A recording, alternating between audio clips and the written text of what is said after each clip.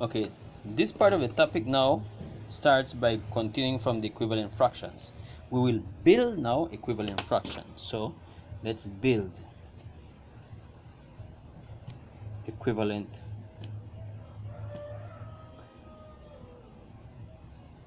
Now, why do we need to learn how to build equivalent fractions? Because sometimes you may not have fractions that are easily to be able to draw boxes and squares and so forth to see that they are equivalent fractions. So we need to find a way how we can get an equivalent fraction. Writing a fraction as equivalent fractions with a larger denominator is called building the fraction. Okay, so let's see how this works.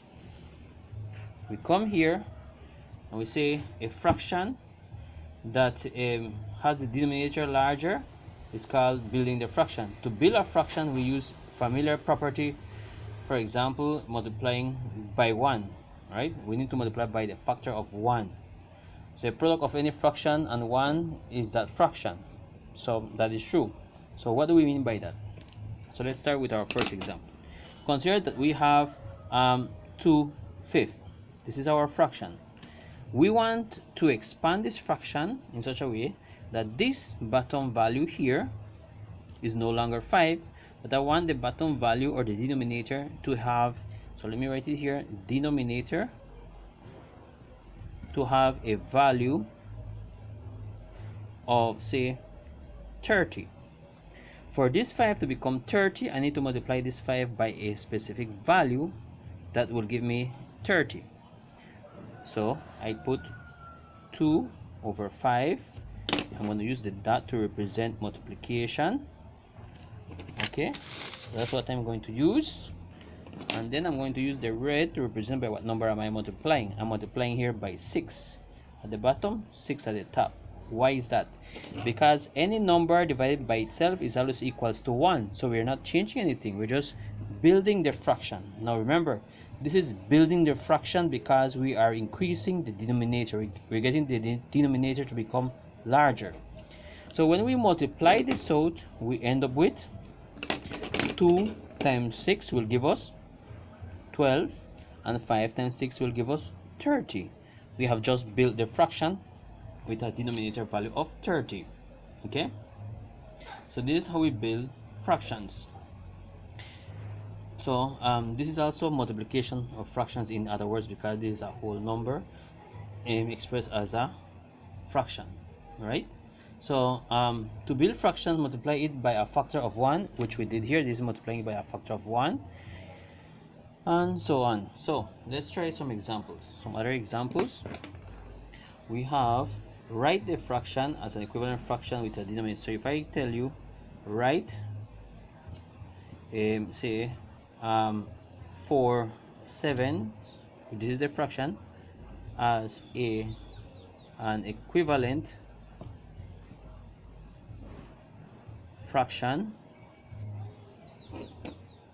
with a denominator of, say, 28. What this is telling us that we need to get this fraction to have a new denominator, which will be a value of 28.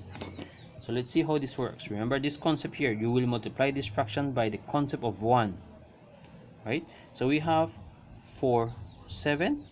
That goes to become 4 on top, 7 at the bottom, but we will multiply both of them by the value of 1 in such a way that will get the bottom value or the denominator to equal 28.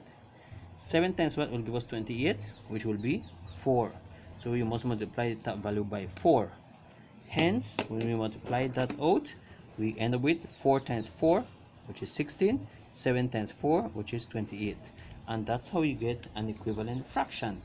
Simply multiply it by the value that we are being asked for. Okay?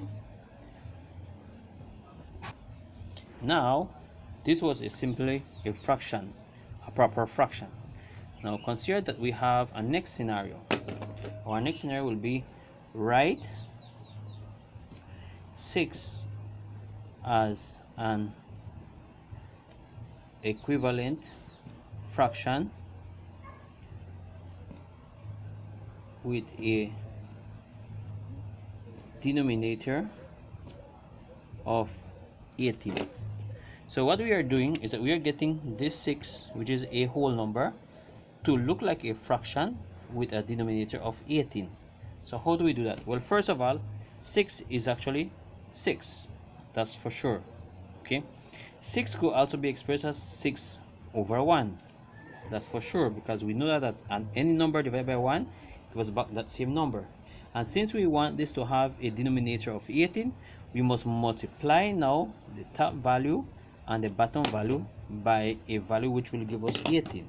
And the only number which will multiply by 1 to give us 18 will be 18 at the bottom and 18 at the top. So we end up with 1 times 18, 18. 6 times 18, well, that gives us 48, 6, 108.